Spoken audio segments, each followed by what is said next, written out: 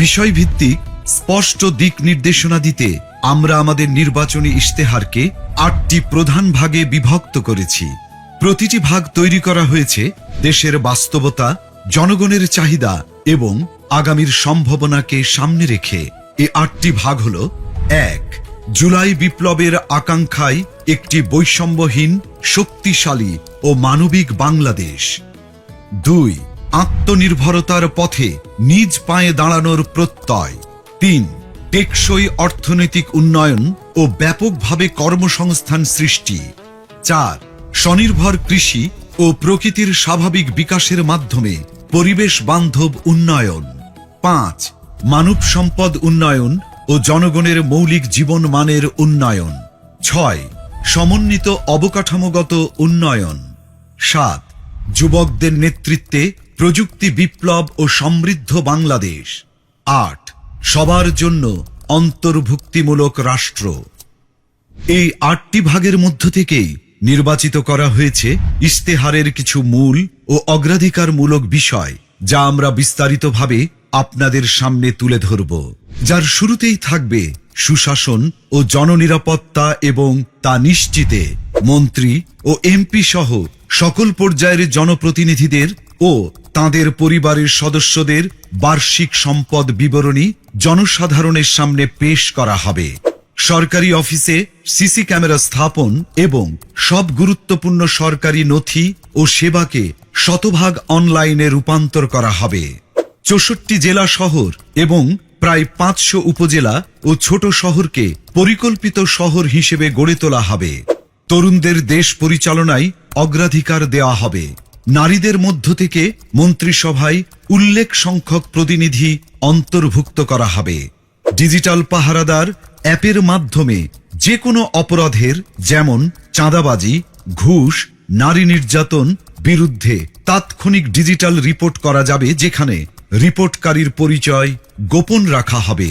সরকারের আয় ব্যয়ের সব হিসাব জনগণের সামনে উন্মুক্ত করতে আমাদের ইশতেহারে আমরা প্রস্তাব করছি আমার টাকা আমার হিসাব নামের একটি অসাধারণ ডিজিটাল প্ল্যাটফর্ম। আসুন দেখে আসি অ্যাপটি কিভাবে কাজ করবে। আপনি কি কখনো ভেবেছেন সরকার কিভাবে আয় করে? প্রতি বছর বাজেট কিভাবে তৈরি হয়, আর সেই বাজেট অনুযায়ী টাকা কোথায় কোথায় খরচ হয়? সরকারের আয় আসে আপনার দেয়া কর, বিদেশি অনুদান, ঋণ, আমাদের প্রবাসী হিরোদের পাঠানো রেমিটেন্স এবং সেবামূলক আয় থেকে। আর এই টাকা দেশের বিভিন্ন খাত ও প্রকল্পে ব্যয় করা হয়। যার সঠিক হিসাবটা জানা রাষ্ট্রের নাগরিক হিসাবে আপনার একটি অধিকার। বর্তমানে এই হিসাব জানার প্রক্রিয়া অনেক জটিল ও কঠিন, কিন্তু কেন বারবার আপনাকে এই বিষয়ে অন্ধকারে রাখা হয়? কারণ এই জটিলতাই দুর্নীতিবাজদের জন্য একটি নিরাপদ আশ্রয় তৈরি করে, আর অপরাধীরা থেকে যায় লোকচক্ষুর অন্তরালে। এবার সেই সমস্যার সমাধান হবে আমার টাকা আমার হিসাব নামের একটি অসাধারণ ডিজিটাল উদ্যোগের মাধ্যমে। এই প্ল্যাটফর্ম ব্যবহার করে আপনি সরকারের বার্ষিক আয় ব্যয়ের পুরো হিসাব দেখতে পারবেন, জানতে পারবেন সরকার কত টাকা কর পেয়েছে, বিদেশ থেকে কত অনুদান এসেছে, কত ঋণ এসেছে, কত টাকা এসেছে সেবামূলক আয় থেকে, এবং মোট কত টাকা রেমিটেন্স দেশের অর্থনীতিতে যোগ হয়েছে। জানা যাবে সেই আয়ের টাকা কোন খাতে কোথায় কত খরচ হয়েছে এবং হচ্ছে। এমনকি নির্দিষ্ট এলাকা অর্থাৎ জেলা, উপজেলা বা থানা পর্যায়েও আয় ব্যয়ের হিসাব জানতে পারবেন। নির্দিষ্টভাবে কোন প্রকল্পে কত টাকা খরচ করা হয়েছে তাও জানা যাবে এই প্ল্যাটফর্ম ব্যবহার করে। এই প্ল্যাটফর্মের মাধ্যমে ব্যয়ের কোনো অসঙ্গতি চোখে পড়লে আপনি প্রশ্ন করতে পারবেন, প্রয়োজনে অভিযোগও জানাতে পারবেন। এভাবেই আমরা সবাই নিজ নিজ জায়গা থেকে দেশের আয় ব্যয়ের প্রতি সচেতন হব। দেশের আর জনগণের কাছে সরকারের স্বচ্ছতা ও জবাবদিহিতা নিশ্চিত করতে পারব। এই সুন্দর উদ্যোগটি সত্যি করতে প্রয়োজন আপনার একটি মূল্যবান ভোট। আগামী নির্বাচনে দাড়িপাল্লার পক্ষে দেয়া আপনার ভোটেই তৈরি হবে একটি দুর্নীতিমুক্ত সততার বাংলাদেশ।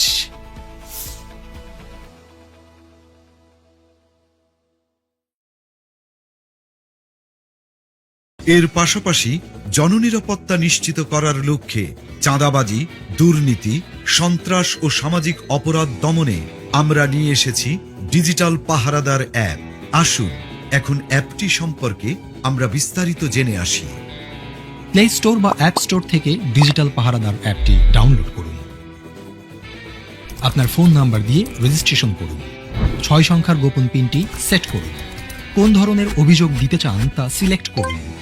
অভিযোগের প্রমাণ সংযুক্ত করার জন্য ছবি, ভিডিও, অডিও রেকর্ড করুন অথবা মেসেজ টাইপ করুন। অভিযোগটি পূর্বে রেকর্ড করা থাকলে ছবি, ভিডিও, অডিও আপলোড করুন।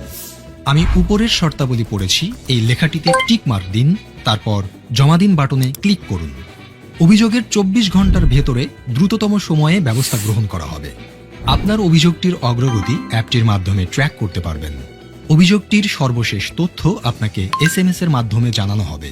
চাঁদাবাজি এর পাশাপাশি দুর্নীতি, ঘুষ, মাদক, সন্ত্রাস, বুলিং বা ইফটিজিং ও অপহরণ সংক্রান্ত অভিযোগ দিতেও অ্যাপটি ব্যবহার করতে পারবেন।